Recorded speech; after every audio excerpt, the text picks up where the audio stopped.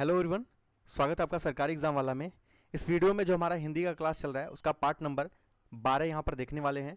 Daily basis पर classes आपकी चल रही हैं। मैं कोशिश करता हूँ हमेशा कि आपको शाम जो है 7 बजे तक क्लासेस मिल जाएं, बट कभी कभार हो सकता है थोड़ा सा डिले हो, बट क्लासेस आपको डेली बेसिस पर मिलती रहेंगी। मैं यही कोशिश करता रहता हूँ।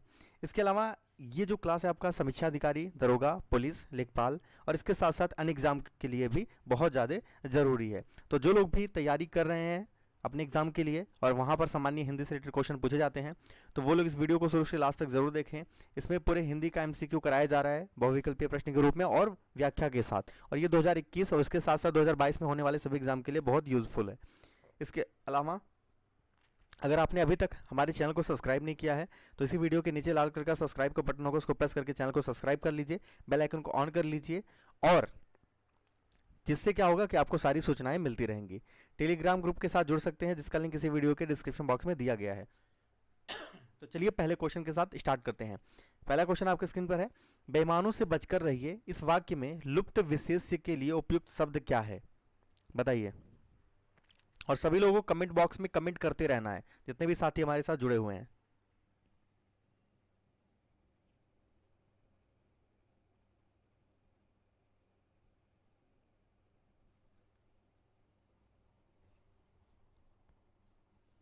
देखिए यहां पर जो सही उत्तर है वो है लोगों।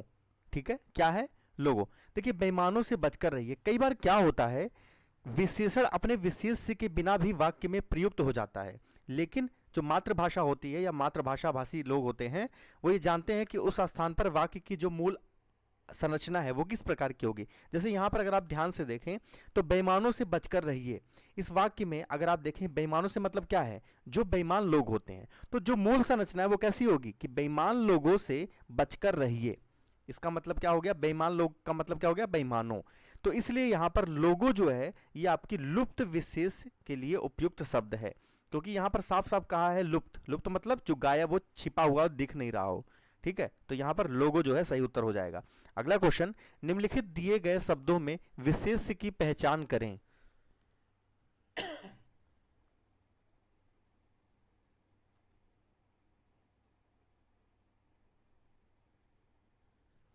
इसका सही उत्तर है ऑप्शन नंबर दूसरा, दीनता। दीनता क्या है, विशेष्य शब्द है। लेकिन दैनिक की बात करें, बुरा और कुलीन, ये आपके क्या हैं, ये आपके विशेषण हैं। ठीक है, तो ये ध्यान में रखिएगा, विशेष्य कौन सा है, दीनता, ऑप्शन नंबर दूसरा। अगला क्वेश्चन है, निम्नलिखित दिए गए शब्दों में आपको विशेषण पहचानना है, तो बताइए इनमें विशेषण कौन सा है।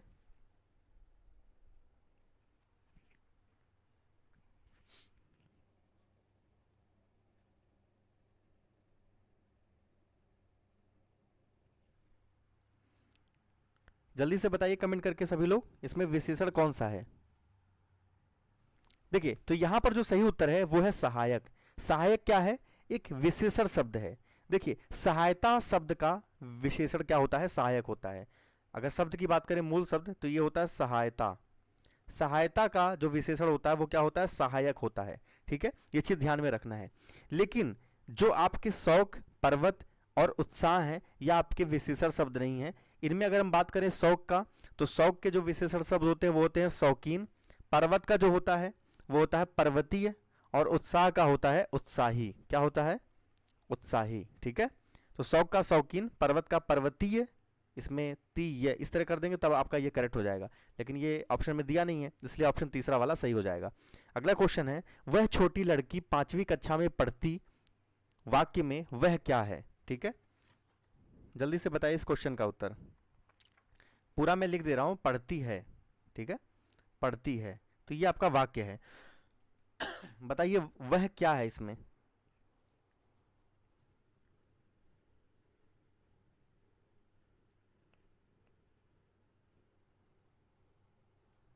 देखिए वह जो है आपका ये प्रविशेषण है।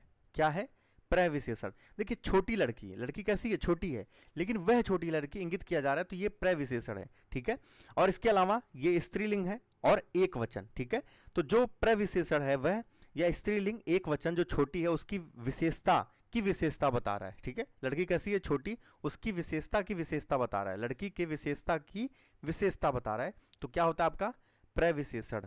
ठीक है, ये चीज आपको ध्यान में रखना है। चलिए नेक्स्ट क्वेश्चन है, संयोग शब्द निम्नलिखित में से क्या है? संयोग शब्द निम्नलिखित में से क्या है?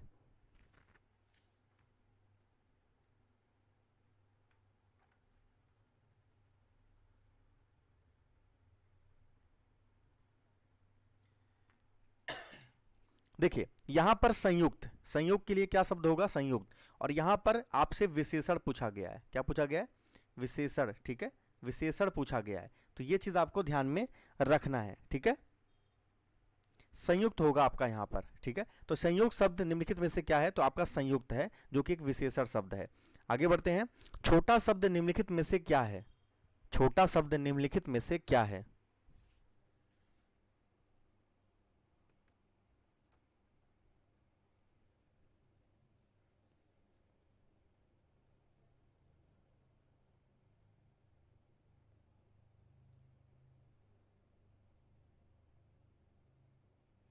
इसका उत्तर है रूढ़ शब्द, रूढ़ विशेषण।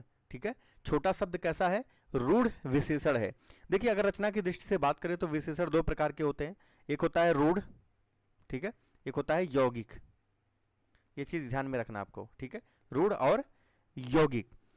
अब देखिए रूढ़ शब्द जो होते हैं मूल रूप से वो विशेषण ही होते हैं। ये क्या होते हैं? मूल रूप से ये विशेषण ही होते हैं। यौगिक तो आपको पता है जुड़ के बनता है। तो रूढ़ शब्द क्या होते हैं? ये मूल रूप से विशेषण ही होते हैं, और इनको जब आप अलग करना चाहेंगे तो अलग नहीं होगा, क्योंकि यौगिक शब्द दो शब्दों से मिलकर बनेगा, तो इनको अलग कर सकते हैं, लेकिन रूढ़ शब्द को आप अलग नहीं कर सकते, और ये मूलतः विशेषण ही होते हैं। ठीक है, जैसे उदाहरण के लिए यहाँ पर छोटा लिखा हुआ है, काला, लंबा, ये क्या है आपके? ये आपके रूढ़ शब्द हैं। ठीक है, तो रूढ़ विशेषण यहाँ पर छोटा होगा। अगला क्वेश्चन, जैसा शब्द निम्नलिखित में से क्या है?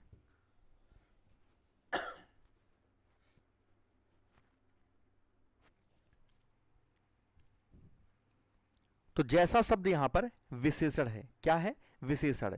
जैसा शब्द क्या है? विशेषण है, और ये जो सर्वनाम से बना हुआ है, निर्मित है। ठीक है, तो जो सर्वनाम है उसी से जैसा विशेषण बना हुआ है। ठीक है, ये चीज आपको ध्यान में रखना। ऑप्शन नंबर तीसरा करेक्ट हो जाएगा। अगर आपने अभी तक वीडियो को लाइक नहीं किया है तो आप सभी साथी इस वीडियो को जरूर लाइक कर दें, और जो नए हैं चैनल को सब्सक्राइब कर लें। क्लासेस जो है आपको डेली बेसिस पर प्रोवाइड हो रही हैं।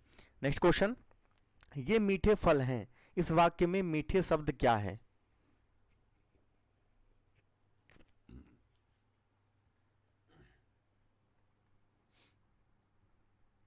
इसका उत्तर ऑप्शन नंबर चौथा, विधेय विशेषण। क्या हो जाएगा साथियों? विधेय विशेषण। अब मैं आपको परिभाषा बता देता हूं। विशेष से पहले प्रयुक्त होने वाले विशेषणों को विशेष्य विशेषण कहा जाता है। फिर से मैं बोल दे रहा हूं, विशेष से पहले जो प्रयुक्त होने वाले आपके विशेषण होते हैं उन्हें क्या बोलते हैं? उन्हें विशेष्य विशेषण बोलते हैं। ठीक है, तो इसलिए यहां पर आपका क्या हो जाएगा? विशेष विशेषण। अब यहां पर चूंकि हमने उत्तर की बात की विधेय विशेषण, तो उसकी परिभाषा भी जान लीजिए।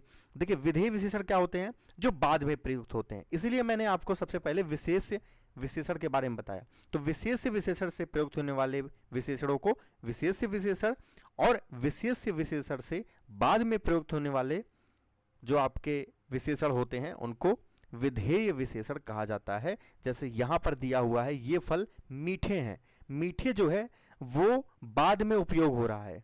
फल कैसे हैं? फल जो है आपके मीठे हैं, और मीठे कब उपयोग हो रहा है? मीठे बाद में उपयोग हो रहा है, इसलिए विधेय हो जाएगा। और यही पहले होता तो आपका विशेष विशेषण हो जाता। जैसे ये मीठे फल हैं, तो अब यहां पर क्या हो जाता? मीठे, वो विशेष विशेषण हो जाता। चूंकि बाद में है इसलिए विधेय विशेषण होगा। अब तो क्लियर हो गया होगा। परिभाषा मैंने तीसरे और चौथे ऑप्शन का परिभाषा बता दिया हूं, और यहां पर जो सही उत्तर है वो है चौथा वाला। अगला क्वेश्चन है, यह आम पका है और वह कच्चा, इस वाक्य में यह क्या है? सभी प्रकार के क्वेश्चंस कराए जाएंगे। ठीक है, जितने प्रकार के हो सकते हैं, मिसलेनियस प्रकार के क्वेश्चंस रहेंगे, तो सब कुछ आता रहेगा। बस क्लासेस में आप बने रहिए और सही उत्तर का चयन करते रहिए।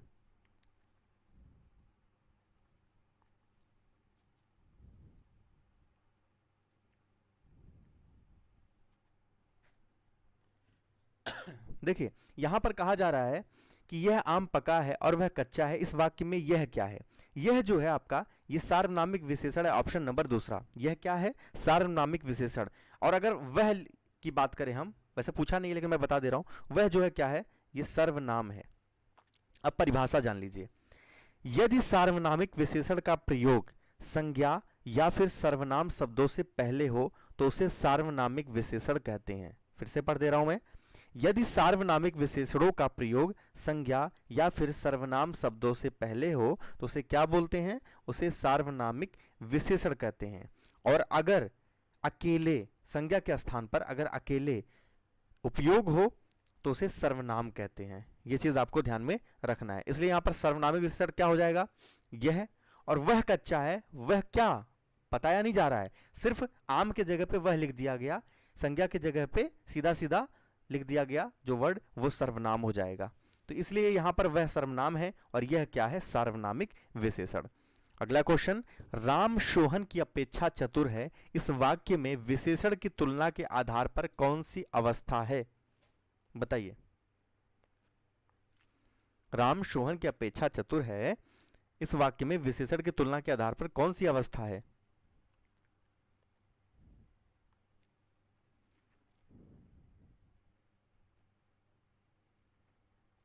जल्दी से बताइए कमेंट करके सभी लोग।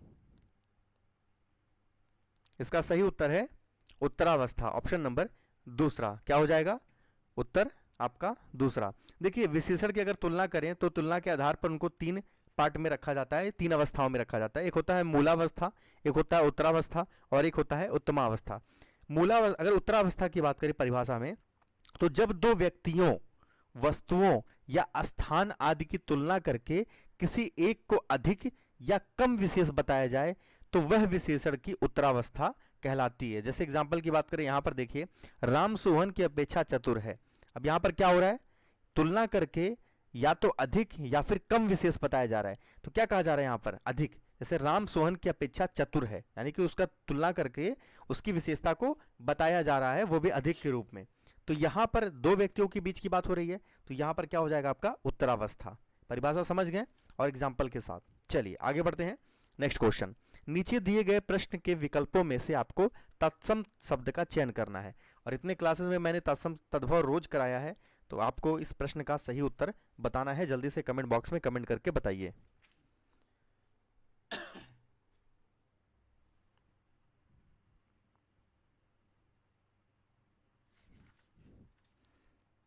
इसका सही उत्तर है करुड़। करुड़ क्या है? करुड़ आपका तत्सम शब्द है। ठीक है, ये चीज आपका सही उत्तर है। अगला, यहां पर भी आपको नीचे दिए गए प्रश्न के विकल्पों में से आपको तत्सम शब्द का चयन करना है। चार ऑप्शन है, इसमें से चुनिए सही उत्तर।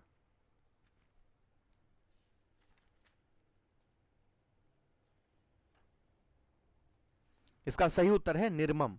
निर्मम जो है आपका, ये तत्सम शब्द है। तत्सम तद्भव वाले क्वेश्चंस बहुत टफ नहीं होते, बहुत आसान होते हैं। थोड़ा सा आपको फील करना है कि कौन से ऐसे शब्द हैं जो मूलतः संस्कृत से ही सीधा हिंदी में उपयोग किए गए हैं। अगला क्वेश्चन है, यहाँ पर भी आपको तत्सम शब्द का चयन करना है। पलंग, चोंच, भात और भगवान। बताइए यहाँ पर सही उत्तर क्या होगा?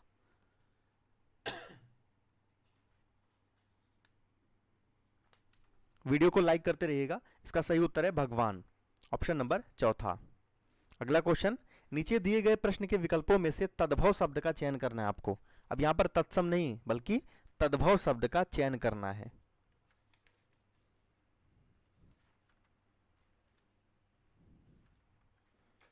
इसका उत्तर ऑप्शन नंबर चौथा 20। यहां तो बता सकते हैं, बहुत आसान है। ये तीनों क्या लग रहे हैं आपको? ये तीनों के तीनों आपके तद्भव नहीं लग रहे हैं। ठीक है, तत्सम वाली फील आ रही है ना, तो चौथा क्या हो जाएगा आपका? तद्भव। अगला क्वेश्चन, यहां पर भी आपको तद्भव शब्द का चयन करना है। चार ऑप्शन आपके स्क्रीन पर, शिल्प, पर्याप्त, आयु और पीड़। बताइए तद्भव शब्द क्या होगा?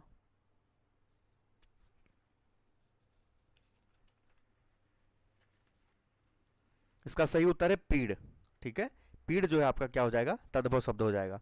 अगला क्वेश्चन, नीचे दिए गए प्रश्न के विकल्पों में से तद्भव शब्द का चयन करिए। गलीचा, कंपनी, आंसू और सरिता।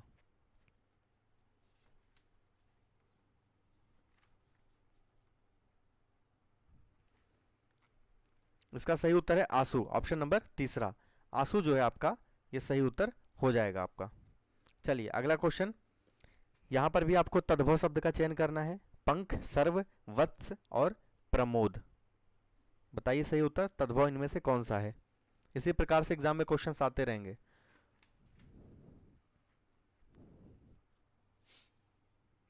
इसका उत्तर ऑप्शन नंबर पहला पंख। पंख is the right answer. Next question, नीचे दिए गए प्रश्न के विकल्पों में से तद्भव शब्द का चयन करिए। यहाँ पर भी आपको तद्भव बताना है, पहचान कर बताइए तद्भव इनमें से क्या होगा।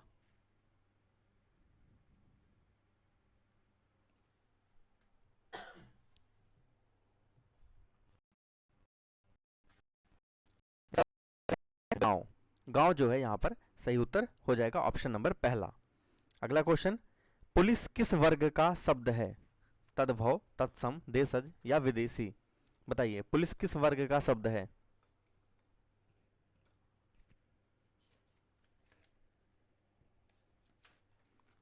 इसका सही उत्तर है विदेशी शब्द है। कैसा शब्द है? विदेशी। अगला, लक्ष्य का तद्भव बताइए। लक्ष्य शब्द का तद्भव आपको पहचानना है, बताना है। इसका उत्तर है लाख। लक्ष्य का क्या होता है? लाख होता है, ऑप्शन नंबर पहला। अगला क्वेश्चन, अब जो क्वेश्चंस आएंगे उनमें आपको वाक्यों को शुद्ध या फिर अशुद्ध करना है, या फिर जो वर्तनी होती है उसको सही करना है। तो चलिए 21वां क्वेश्चन आपके स्क्रीन पर है, बताइए इनमें से सही उत्तर क्या होगा। वाक्य को पढ़िए और उसमें सही कथन को, सही वाक्य को पहचानिए कि कौन सा सही तरीके से लिखा गया है।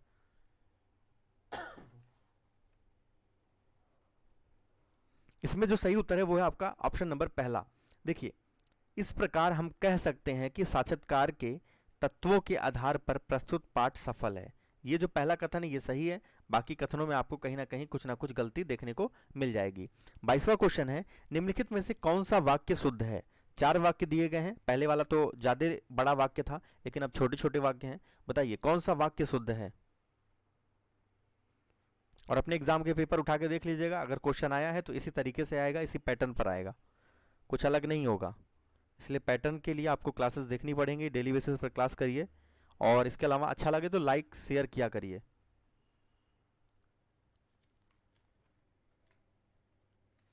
इसका उत्तर है ऑप्शन नंबर दूसरा, वह रोग सस्या पर पड़ा है। वह रोग सस्या पर पड़ा है, ऑप्शन नंबर दूसरा जो है यहाँ पे सही है। ठीक है, चलिए अगला क्वेश्चन, निम्नलिखित में से कौन सा वाक्य शुद्ध है? ठीक है, 4 वाक्य दिया गया है, इनमें से सही वाक्य का चयन करना है आपको।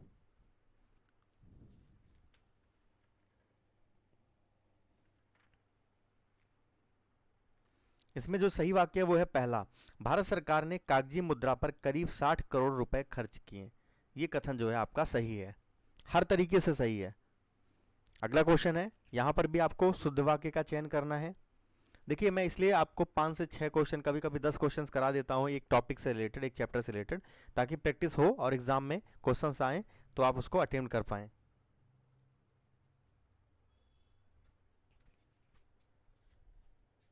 बताइए इस प्रश्न का सही उत्तर। इसका जो सही उत्तर है वो है ऑप्शन नंबर चौथा, मंत्री ने कहा है हमें अपने देश से अशिक्षा दूर करनी है। ठीक है, तो ये आपका कथन जो है वो सही है। ठीक है, अगला क्वेश्चन, निम्नलिखित में से कौन सा वाक्य शुद्ध है? शुद्ध वाक्य का चयन करना है। कहीं पर वाक्य दे देगा, कहीं पर वर्तनी दे देगा, हर तरह के क्वेश्चंस आपके एग्जाम में आते रहते हैं, इसलिए प्रैक्टिस करते रहिए।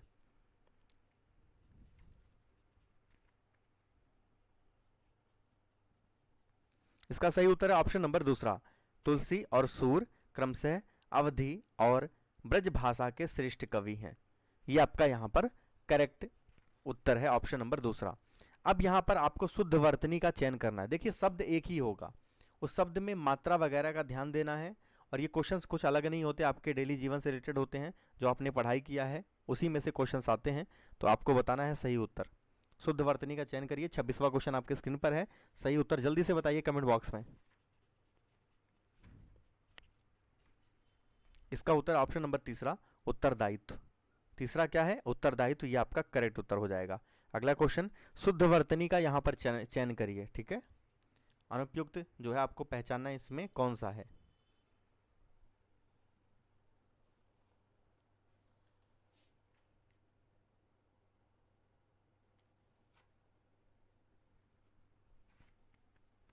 इसका उत्तर ऑप्शन नंबर चौथा, यहाँ पर भी अनुपयुक्त।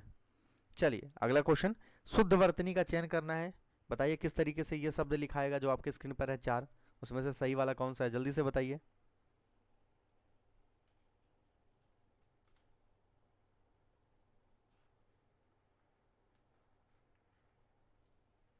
इसका सही उत्तर है ऑप्शन नंबर तीसरा, ये जो लिखा है सक्षम, ये सही है। अगला क्वेश्चन, शुद्धवर्तनी का यहाँ पर भी आपको चयन करना है, बताइए किस तरीके से लिखाएगा।